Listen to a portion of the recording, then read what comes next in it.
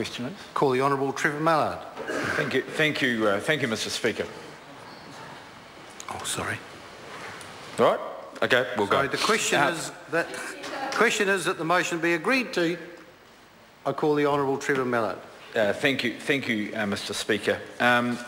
I agree with quite a lot of what the Deputy Prime Minister has said in his introductory speech on the bill. I think he's summarised the issues relatively well, save for one or two.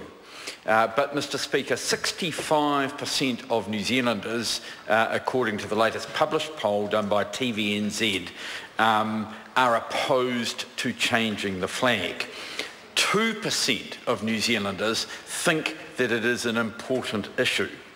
And Labour believes that, as with the MMP referenda series, that New Zealanders should have the right to say no as part of the first referendum rather than having to wait till the second.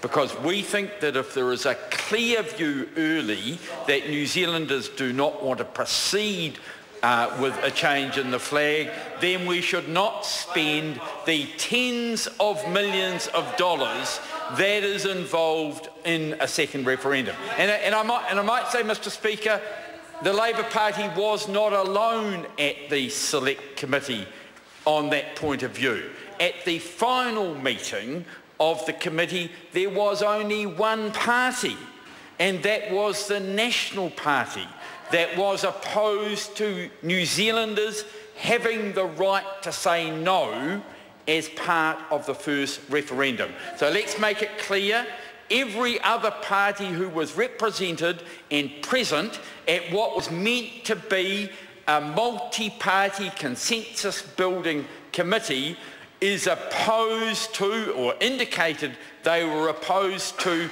the approach that Mr. English is taking with this referendum. So I think that also, for me, shows a bit of the problem. This has clearly become what might be described as a vanity project for the Prime Minister. It's something that he strongly believes in. I actually think we should change our flag, Mr. Speaker. I think it is, I'm of the view that it is time to change the flag. But what is really important is that we get the process right. And I just totally reject the suggestion from the Deputy Prime Minister that New Zealanders are not bright enough to understand that they have a yes-no vote twice.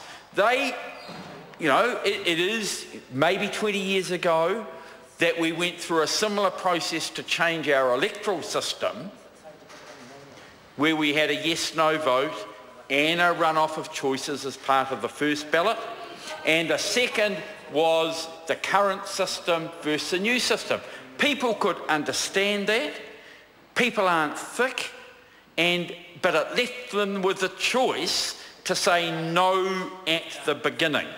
And in this particular case, to save tens of millions of dollars. Now, frankly, anyone who spends a bit of time in a constituency, who talks to parents with special need kids, who looks into schools at their operational funding, who looks at the poverty in New Zealand, knows that there are many better uses of the tens of millions of dollars that is going to be spent on this process, and including on the second part of the process, than a flag referendum. But as we know, this is a vanity project for the Prime Minister. Mr. Speaker, I must say that Jonathan Young is looking fitter as a result of this process. I don't think I've ever seen anyone run up and down the Beehive stairs as much as Jonathan Young did in consulting with the Deputy Prime Minister on this particular issue. I mean, frankly, I've been involved in a couple of multi-party committees of this sort in the past, and I have never seen one whereby the government pulled the strings of the chair in such a way. Now, I like like Mr. Young. I think he's a good character. He actually comes from a damn solid family. But in this particular case, he did not understand the role of the chair in defending the view of the other parties to the executive, and allowed himself to be dictated to by them. The flag consideration panel itself, I think it's fair to say it's a mixture. It's a mixture of some wonderful people and a few National Party hacks. And Mr. Speaker, it is sad, it is really sad that the executive, that the cabinet was not prepared to accept the list that was prepared with plenty of extra choices by the multi-party committee. I mean, sorry? No, 8 out of the 12 are, and 4 out of the 8 are people who Jonathan Young nominated. So actually, a third of the people who are on that panel are people who were nominated by other parties. So just don't interrupt and don't interject, Bill English, when you don't know what you're talking about. When you don't know what you're talking about, Bill English, it pays to keep those slightly split lips together. It pays to keep those slightly split lips together, Mr. English. There were some other revealing things at the committee. I learned a lot about the ACT Party and their attitude to primary industry in New Zealand as part of the committee, because it's a quote which will stay with me forever. The quote from David Seymour, the leader of the ACT Party, when he indicated that farmers are not business people. No, we had a couple of nominations there for farmers to be on the panel, and Mr. Seymour said, unless they invented dairy farming, they're not real business people.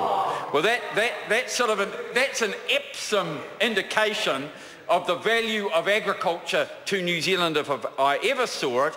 And at the moment, what is happening is that the National Party are relying on a person with that sort of attitude to primary production for their majority. Mr. Speaker, another point, and that does go to timing. And I'll accept, there are times where a committee accepts your point of view and the times when it doesn't. And this is one where the committee clearly didn't accept my point of view. I think having the second referendum, and first, I think possibly we shouldn't, but having the second referendum in the lead up to the centenary of the first commemoration of Gallipoli lacks taste. I think it lacks taste. I think having a 3-week period less than a month before the centenary of the first commemoration of Gallipoli is something which where our soldiers, and we'd only had the flag for 13 years at the time of Gallipoli, but I think there's a certain lack of sensitivity, a denigrating of the role of the military, I'm an old Vietnam protester, Mr. Speaker, but I think some of the attitudes of members from that side of the House towards people who have served New Zealand leaves something to be desired. And the timing insisted on by the Deputy Prime Minister for this is part of that. So, Mr. Speaker, it is with a slightly heavy heart, because I do want to change our flag, that I'm indicating that Labour will not support this bill until New Zealanders get the right to say no as a part of the first referendum. I call Jackie Dean. Well, if all Labour can come up with that,